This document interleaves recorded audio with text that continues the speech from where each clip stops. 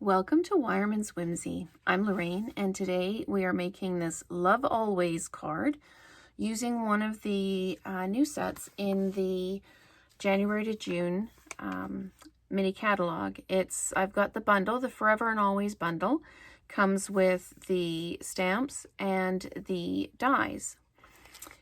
So one of the really neat things about this set is you can either stamp the letters like I've done here and then cut them out with the outlining dies, or you can use the detail dies and cut out the letters from cardstock and then use the outlining dies and put them on the back.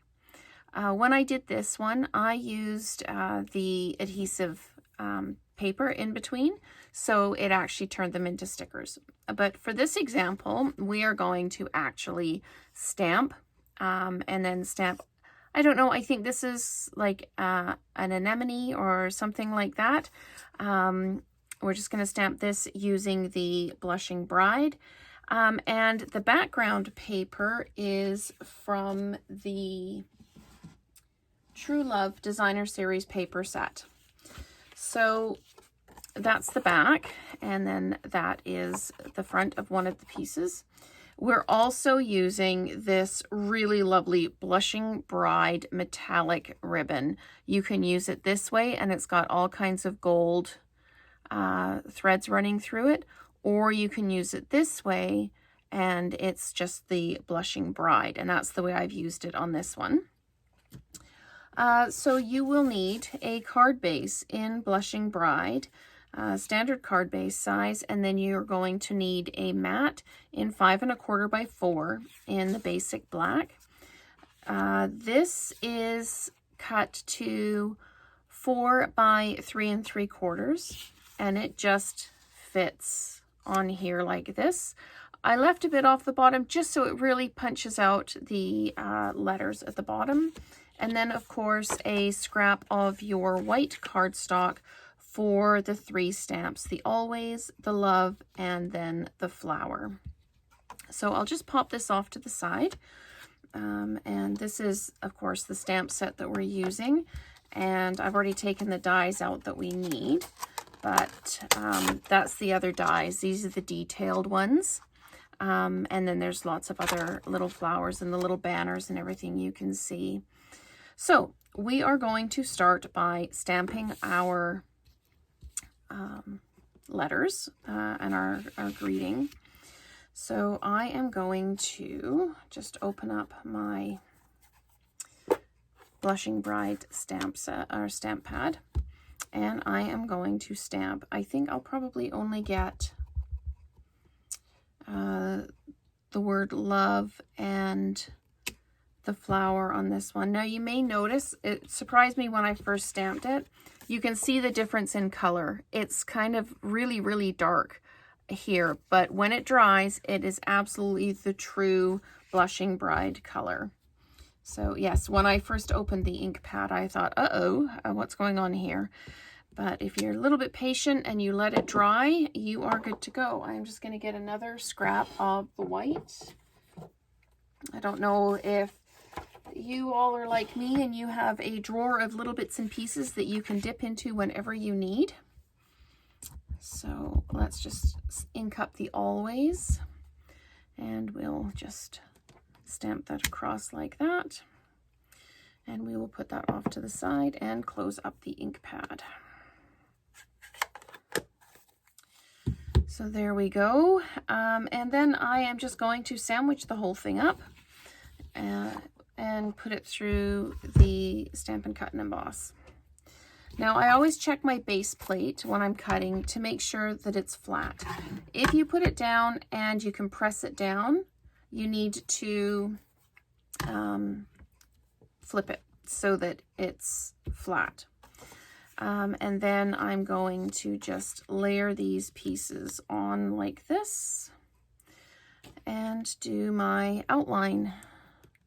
And because it's the magnetic base and the plate is flat, they stick really, really well. And you don't really even need to worry about using Post-it notes to hold it down or washi tape to hold your dies down. You can line them up really, really well.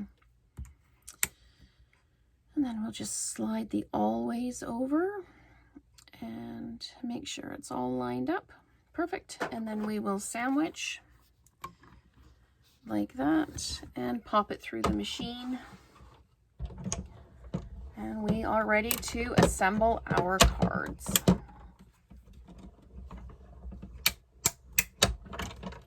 There we go.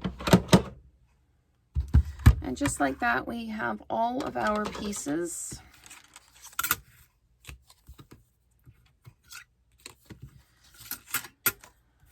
Just like that. And I'm going to leave the dies on the magnetic cutting plate just so they don't get lost. Just like that. I'll put my scraps off to the side. Okay, so we can assemble this card now. So we've got our card base, and I am going to put the Designer Series paper on to the black card mat, and I am just going to put it on kind of lined up with the top, again with that little bit of a gap at the bottom. And I want to put the ribbon on before I attach it to the card front. So what I'm going to do is I'm just going to run a bit of tape down there, or adhesive, and I'm going to lay this over the join like that, and then I'm just going to fold it under, because you notice that I put a decent strip of adhesive on the back so that I had some wiggle room to play with it. And then I am just going to fold that over like that. And now I can put the adhesive on the rest of the back and center that on the card front like that. Now I put things in place before I actually stuck them down, just because I wanted to be able to make sure that I put everything so that I had enough room. I've got these at just a bit of an angle. I'm going to use dimensionals on the flower. So I'll just pop 3 or so on the back of this, and then use my friend Tanya's trick of pressing down in the middle of the dimensional, and those little suckers just peel right off when you do that. So I am going to just pop this kind of over the top of this flower there. So we've kind of got it shadowed in the background. And then I'm just going to put Stampin' Seal on the back of these and just lay them down flat, because I really want that flower to pop right out. And then we will just put the Stampin' Adhesive or Stampin' Seal on there and just pop this on like that. So there you have it. A great card for a wedding or for Valentine's Day. And it is using the Forever and Always bundle from the new January to June catalog. So if there is anything that you would like in this video, please use the links below. And I would love to see you next time. So take care, and thank you for watching.